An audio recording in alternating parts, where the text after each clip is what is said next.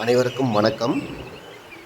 நம்ம இப்போ பார்க்க போகிறது பார்த்திங்கனாக்கா, ஒரு தலைசிறந்த மாமனிதர் மற்றும் தலைசிறந்த அடிகளார். ஐயா பேர் ஓம் தற்பத அடிகளார். ஐயாவுடைய ஜீவசமாதி எங்கே இருக்குதுன்னு பார்த்தீங்கன்னாக்கா, Jeevanandam street, Naravarikuppam, Redhills bus depot back side, Redhills, Chennai, Tamil Nadu, India. ஐயா ராமலிங்க அடிகளார் வழியில் வந்தவங்க. அது மட்டும் இல்லாமல் சிறந்த ஆன்மீக சொற்பொழிவாளர். வள்ளலார் வழியில் நிறைய மக்களுக்கு தொண்டு செஞ்சுருக்காங்க. அது மட்டும் இல்லாமல் ஐயா ஒரு சிறந்த சித்த மருத்துவராகவும் விளங்கியிருக்காங்க. ஐயாவுடைய சொற்பொழிவு நம்மளுக்கு கிடச்சிருக்கு. அதை நான் இங்கே பதிவிட்டிருக்கேன், பாருங்கள், கேளுங்க. ஐயாவுடைய ஆசீர்வாதம் எல்லாருக்கும் கிடைக்கணும். அருட்பெருஞ்சோதி, அருட்பெருஞ்சோதி, தனிப்பெரும் கருணை, அருட்பெருஞ்சோதி, எல்லா உயிர்களும் இன்புற்று வாழும். பெரும் ஜோதி, அருட்பெரும் ஜோதி, தனிப்பெரும் கருணை, அருட்பெரும் ஜோதி. சர்வ வல்லவராகிய அருட்பெரும் ஜோதி ஆண்டவருக்கு வந்தனம். உலகம் தழைக்க வந்துதித்த உருவே வருக. ஓதாதே உற்ற கலைகள் அனைத்தினையும் உணர்ந்தோய் வருக. ஒன்றிரண்டற்று இலகு பரமானந்த சுக இயல்பே வருக. எம்பர்தமை இரவா கதியில் ஏற்றுகின்ற இறையே வருக. எம்போல் வார்த்தம் கலகம் தவிர்த்து கதியளிக்கும் கண்ணே வருக. கலைமதிதோய் வலகம் சொரிந்த வடற்பதியின் வாழ்வே வருக. இராமலிங்க வள்ளலெனுமோர் மாணிக்க மணியே வருக வருகவே.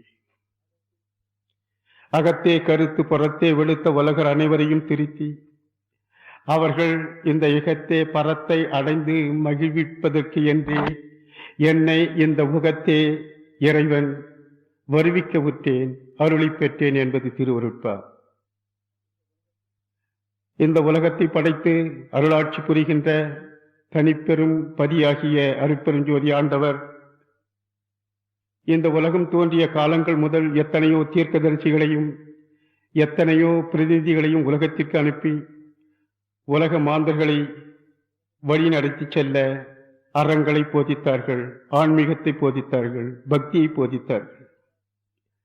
கிரேதா, திரேதா, துவாபரா, கலியுகா என்ற யுகங்கள் நடந்து வரும் இன்றைய காலத்தில் கலியுகம் 5089 இந்த உலகத்திற்கு ஒரு பிரதிநிதியை அருட்பெரும் ஜோதி ஆண்டவர் அனுப்புகிறார். அவர்தான் அருட்பிரகாச வள்ளலார் என்ற சிதம்பரம் ராமலிங்கம் என்ற பெயரால் இயங்கிய புனித தீர்க்கதரிசி ஆவார். அவர்கள் இந்த உலகத்தில் நடக்கின்ற புண்ணியமற்ற பாவங்களுக்குரிய செயல்களை பெரிதும் வருந்தி அதனை நீக்கி மக்களை புண்ணியத்திற்கு ஆளாக்கி இறைவனை முழுமையாக தெரிந்து அவனை சேர்ந்து பேரின்ப வாழ்வு பெறுவதற்காகவே வருகை செய்தார், ஆண்டவனால் அனுப்பப்பட்டார்.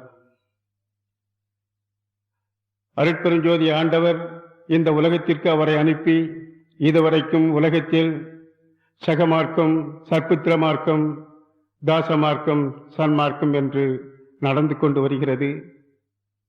சுத்த சன்மார்க்கம் என்ற அதிகாரம் நடக்கவில்லை.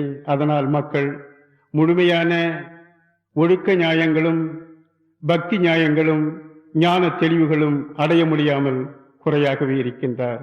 அந்த குறைகளை நீக்கி எல்லா மக்களையும் ஒருமித்து ஆண்டவன் ஒருவனே, அவன் பெற்றெடுத்த உலகமே இது, உயிர்களும் அவன் பெற்றெடுத்தவையாகும், இந்த உயிர்களுக்கு அவனே தாயும் தந்தையும் ஆவான். அப்படி படைத்து எடுக்கப்பட்ட இந்த உயிர்கள் எல்லாமே உலகத்தில் சேமமாக, சமாதானமாக, அமைதியாக, முழுமையான வாழ்க்கையை நித்தியமாக வாழ வேண்டும் என்ற கருத்துக்காக அவரை அனுப்பினார்கள்.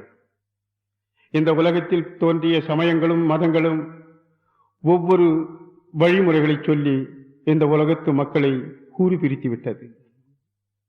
அப்படி கூறி பிரித்த காரணத்தினால் மக்கள் வேறுபட்டு பலவாறாக பிரிந்து ஆண்மை நேயமின்றி, சமாதானமின்றி, சமரசமின்றி, சண்டை சச்சரவுகளால் அழிந்து கொண்டே வந்திருக்கின்றார்கள் துவக்க காலத்திலிருந்து இது காலம் வரைக்கும்.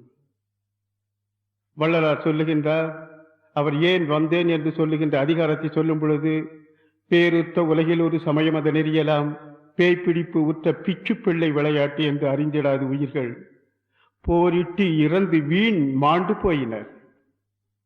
இறந்தே சண்டையிலே இறந்து போனவர்கள் தான் அதிகம் என்பதை அவர் சுட்டி காட்டுகிறார். மனிதன் ஆயுள் முடிந்து இறந்தவர்கள் மிக குறைவு, நோய்வாய்ப்பட்டு இறந்தவர்கள் மிக குறைவு. ஆனால் சண்டையிட்டு இறந்து போனவர்கள் தான் முழுமையானவர்கள். உதாரணத்திற்காக இந்த சண்டை என்றால் என்ன என்று நம் சிந்தனைக்கு ஒரு முறை சிந்திப்பதற்கு வேண்டிய பட்டியலை பார்த்தால் அது தெரியும். நேற்று நடந்தது இன்று நமக்கு நினைவு இருப்பதில்லை. இப்படி இருக்க யுகம் யுகமாக நடந்து கொண்டு வரக்கூடிய இந்த போர் என்ற அக்கிரமம் எப்படி நினைவிருக்க முடியும்?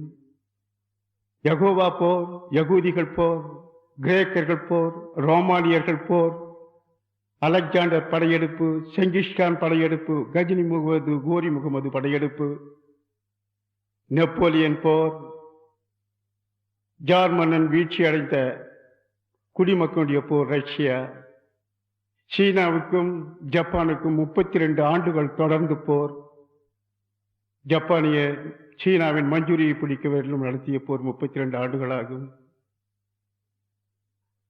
ரஜகுப்தர்களுடைய போர், சந்திரகுப்த மௌலியர்களுடைய போர், இஸ்லாமிய போர், சேர சோழ பாண்டியன் போர், பல்லவர்கள் போர், பாளையக்காரர்கள் போர், இப்படி சொல்லிக்கொண்டே போனால் நெடுங்காலம் வரைக்கும் இந்த போர்களை பற்றி சொல்லலாம். ஹிட்லர் நடத்திய போரிலே 2 கோடி மக்கள் இறந்தார்கள். இப்படி கணக்கிட்டு பார்க்கும் பொழுது போரிலே இறந்தார்கள், இன்னும் இறந்து கொண்டே போய்கொண்டிருக்கின்றார்கள் மக்கள்.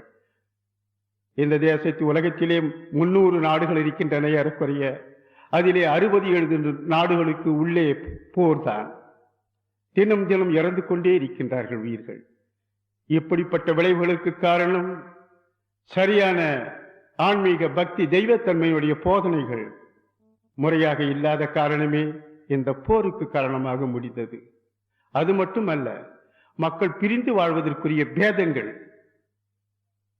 குலங்கள், கோத்திரங்கள், சாதிகள், சாஸ்திரங்கள், இவைகளெல்லாம் மக்களை நாசப்படுத்தி அழித்து விட்டது.